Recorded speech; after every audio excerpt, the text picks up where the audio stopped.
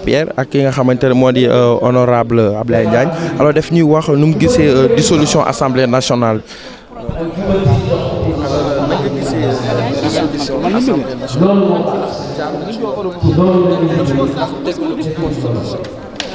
Non, la dissolution en tant que telle, c'est le pouvoir constitutionnel du président de la République. Lolo, on n'a rien à dire par rapport à ça. Mais ce qu'il faut dénoncer, c'est la démarche, le process. Parce que le président de la République, avant de procéder à la dissolution de l'Assemblée nationale, il est important de rappeler au peuple sénégalais qu'il avait demandé à l'Assemblée nationale de faire un travail. Ce travail-là reposait sur l'ouverture d'une troisième session extraordinaire. Et dans le contenu de cette troisième session extraordinaire, il y avait 4 points définis dans l'ordre du jour. La loi de règlement, la loi portant sur la ratification de la transfrontalière, la loi portant sur la mise en place de la Commission nationale des droits de l'homme et la déclaration de politique générale. Et dans son pouvoir constitutionnel, l'Assemblée nationale est dans l'obligation d'examiner ce projet de loi. Alors donc, est-ce que par rapport à la date, comment dirais-je, de la DPG. Non, voilà, de la DPG. Par rapport à la date de la DPG, alors est-ce que vous ne pensez pas que ce n'est pas une stratégie politique aussi? Non, parce que c'est là où nous devons parler avec le président de la République et qu'il puisse savoir que c'est le président de la République, il doit être au-dessus de la mêlée. Il ne doit pas être dans un jeu de ruse avec l'Assemblée nationale ou avec une autre institution, étant donné que c'est lui le chef suprême des armées, celui le garant du bon fonctionnement des institutions. Mais c'est du wah-wahet, c'est du jeu de dupe qu'il a utilisé avec l'Assemblée nationale. C'est-à-dire, après avoir soumis un règlement, autant pour moi, une troisième session extraordinaire à l'Assemblée nationale pour examiner 4 points à l'ordre du jour, il n'avait pas notifié à l'Assemblée nationale la date de la tenue de la déclaration de politique générale. Maintenant, on a ouvert la session extraordinaire le 5 septembre à 10 h et après l'ouverture, la conférence des présidents doit se réunir immédiatement pour définir un calendrier de travail selon l'article 19 du règlement intérieur de l'Assemblée nationale. Et dans cet article-là, la conférence des présidents a le pouvoir de définir le calendrier. C'est dans ce sens l'Assemblée nationale avait retenu la date du 11 pour la déclaration de politique générale. Et sur cette date-là, on a compté à partir du jour où l'Assemblée nationale a reçu la lettre du président de la République, à savoir le 4. Le 4. Du 4 au 11, c'est 8 jours. C'est-à-dire que nous avons respecté les 8 jours. Maintenant, au moment donné, le président de la République, lorsqu'il est au courant que l'Assemblée a retenu la date du 11, parce que l'Assemblée nationale a notifié le pouvoir exécutif pour la tenue de la déclaration de politique générale pour le 11, et à partir de ça, le président a encore notifié l'Assemblée nationale pour maintenir pour programmer la déclaration de politique générale le 13 et retirer la loi de règlement de 2022. L'Assemblée n'a pas contesté. Là où on pouvait parler d'usurpation de fonction, si le président avait choisi la date du 13 et l'Assemblée nationale s'agrippe sur la date du 11, là on dira qu'il y a un conflit ou bien l'Assemblée nationale est en train de faire ce qu'on appelle une usurpation des fonctions du président de la République. Mais tout cela, c'est inélégant. C'était intentionnel, c'était une volonté manifeste. On n'a pas été surpris en aucun cas, parce que leur objectif, c'était d'abord de supprimer le Haut Conseil des collectivités territoriales, le Conseil économique, social et environnemental, l'Assemblée nationale, et après cela, ils vont aller dans les collectivités territoriales, conscients que sur 658, les 480 collectivités territoriales sont de Benno Bokk Yakaar. Donc leur objectif aujourd'hui, c'est de faire la chasse aux sorcières. Leur objectif, c'est de faire un règlement de compte, et nous ne laisserons pas se faire. On va se battre. On va mener le combat jusqu'au bout. L'essentiel, c'est que tout soit basé sur des principes constitutionnels, sur les principes qui fondent notre République. Alors par rapport à la date des élections législatives, alors Abdou Mbow l'a dit tout à l'heure, alors il a dit que il n'est pas au ressort du président de la République de fixer des dates pour les législatives. Alors sur quelle base légale c'est-il appuyé pour dire que le président de la République ne doit pas fixer les dates des élections législatives? Non, il doit fixer la date parce que dans la Constitution et surtout à l'article 87, quand le président de la République dissout une institution comme l'Assemblée nationale, le même décret de dissolution doit convoquer le corps électoral, c'est-à-dire doit fixer la date de l'élection. Et dans la Constitution, on lui a donné, c'est-à-dire il a 60 jours au minimum et 92 jours au maximum. À l'intervalle de cette période-là, il doit programmer les élections législatives. Et donc, il est dans les normes. Mais le hic, c'est où? C'est-à-dire dans la loi de finances initiale de 2024, l'Assemblée nationale n'a pas voté une ligne budgétaire réservée à l'organisation d'une quelconque élection. Ça, c'est un. On se demande la question où le président ou bien où le gouvernement va trouver les moyens pour l'organisation des élections législatives. La deuxième chose, on n'a pas réglé la question du parrainage. Même si c'est un principe élémentaire, juridique, où la Constitution peut dire que pour demander l'organisation d'une élection législative sans le parrainage, mais on verra des centaines de listes. Et tout cela mérite des discussions, tout cela mérite un dialogue. Et ce dialogue devait précéder d'abord la dissolution de l'Assemblée nationale pour pouvoir régler tous ces problèmes-là avec toutes les forces vives de la nation avant de procéder à la dissolution. Malheureusement, tel n'est pas le cas. Je vous remercie.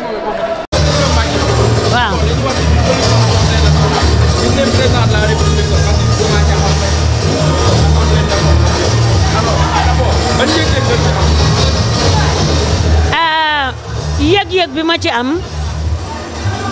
benn façon yëg-yëg rek la mooy comme li sénégalais yëpp yëg du ensemble bi ñu dissoudre ñun xam nañ ni le 12 mooy fi ensemble bi war a yem mu dissoudre ko ñun xamoon nañ ko mais li mu wax sénégalais yi la mu bind président assemblée nationale bi moom président république signé ko yónnee ko may wax Bassirou Diomaye ni ko 44 ans la am dama amoon ci moom yaakaar Sénégal amoon ci moom yaakaar mu doon xale bu ndaw yàlla fal ko ci réew mi kenn falu ko ah yàlla mooy fale du loolu la ñu wax du ay jullit lañu dañ ne bu nit yàlla koy fal war nga mën a bëgg man ma falu dem Assemblée nationale te yàlla du ko dogal nga bëgg ko yàlla fekk bëgg na ko ba pare kon Diomaye Faye na respecté sénégalais yi li mu def démb xam nga lan la ko américain di wax childless is too childless dafa xalele man dama yaakaaroon ne ba suba démb bu génnee balaa moo wax len day wax ci xale yi dee mu dem faak demu fa am na ñoo xam ne tey gis nañ ko ku mel ni man député laa mais man gisuma Bassirou Diomaye dem Mbour te nee nañ ma dem na Mbour kon nga xam ne du 18 millions yëpp ko gis démb balaa discours am doon commencé dafa waroon a respecté ñooñu dee ñaanal leen ñaan jàmm ci réew mi doog a wax mbirum Assemblée nationale. alors nga daal di def vidéo démb. Ousmane Sonko daf la ragal parce que oh yeah ñëwul Assemblée nationale. oh yeah that's right nega bi daf ma ragal nega bi is run laa wax dafa daw mu lox parce que man maa tax Ousmane bu amoon fit mu woote gatsa man may jigéen taxaw palaasu Yacine Boubou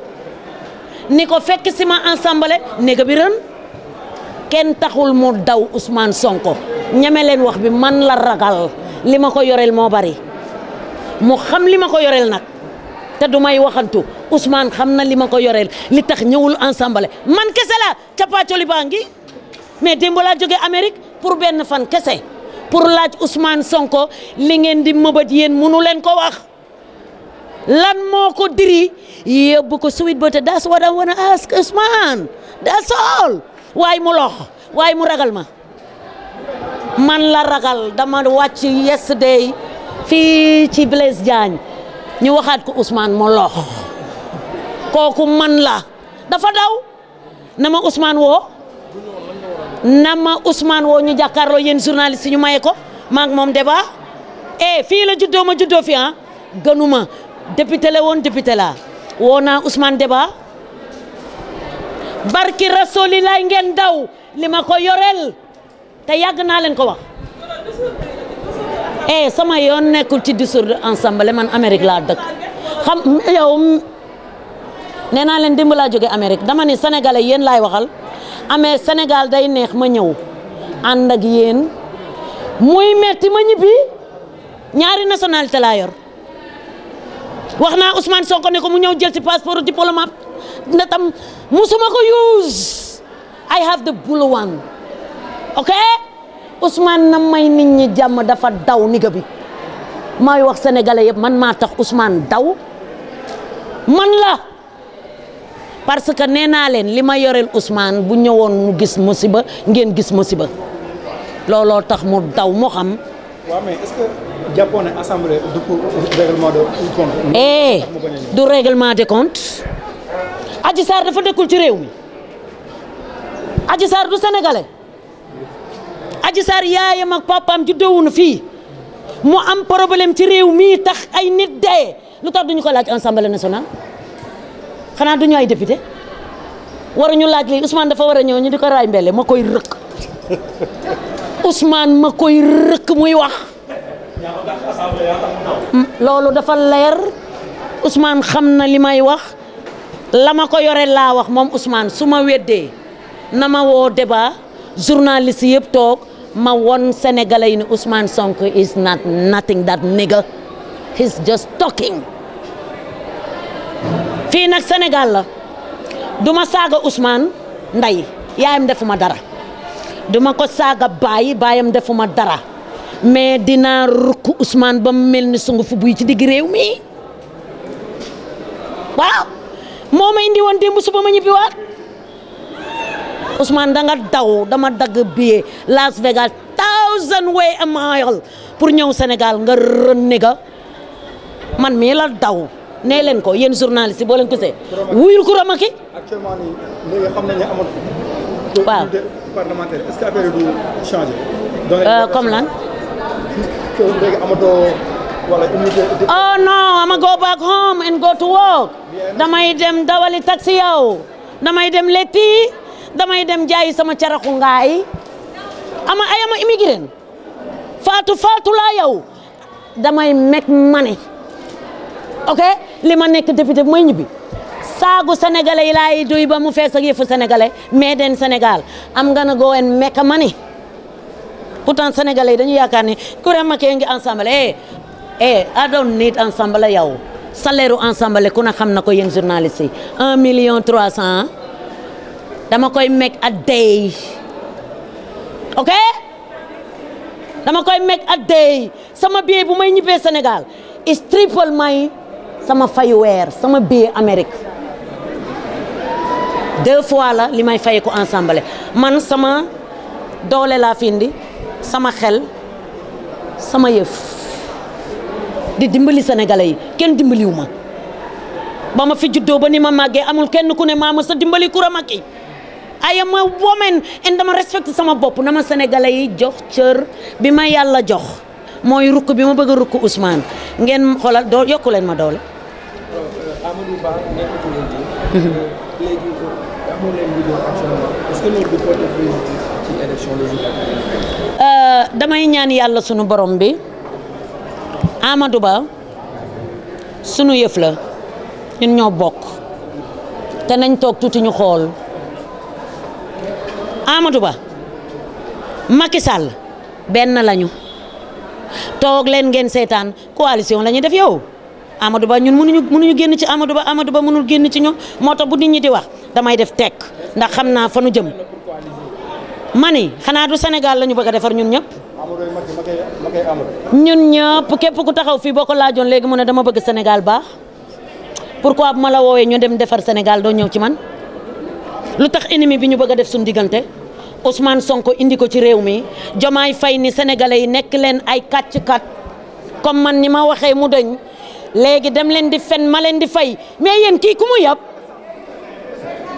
kii kan la yab dem leen ngeen fen ma fay leen what about xale yi dem leen ci tefes gi soo leen gisee ku yett gaal mais dañ leen di fay chaque jour da ngeen di liggéey foofu ngeen di ne liggéey la da ngeen di fayeku a day but now dem leen ngeen fen ma fay leen do you guys understand that yéen di nga dégg ngeen loolu yéen journaliste yi dem leen fen ma fay leen loolu la Diomaye wax he's a child Sénégal you guys do a big mistake da ngeen a fal xale mu wax dimb waxu xale waaw man Sénégal na ma fekk mu yàqu man ñu na man hey nigga yëkkatil sa fii nga wax ak doomu aadama yi nekk Sénégal ñu am respect ñoo fi ne ñu bari xam-xam nigga bàyyil di nag sa bopp di ñuy yàpp yow dama leen di wax nag yéen journaliste yi be ready yéen ñëpp dañuy tëj seen presse yi man maa leen wax loolu maa ko for ci nopp bëy seeni njiit duñu fayeeku genn wàll gi yëpp dama leen doon dimbali man avant ma fiy jóge ñu bari fay naa seeni loyer ay journaliste ni yéen parce que fayuñu leen ci seen presse doo leen wax loolu doo leen mer loolu seeni morom ñu tëj seeni presse doo leen wax loolu doo leen mer wax ñi dëgg ne leen hey you guys born here we born here jubanti ngeen wax yéen a ngi dëngal jubalu leen su yéen a fal Ousmane Sonko barki yonent bi yéen daf leen waroon a yëkkati parce que bu siiwoo tey yéen la fu ne topp ngeen ko fa lan la njëkk a def shut leen down wàññi leen pour ngeen nasax pour dootu leen wax ngeen lox comme ni mu loxee bañ leen ba tëdd suuf salut meen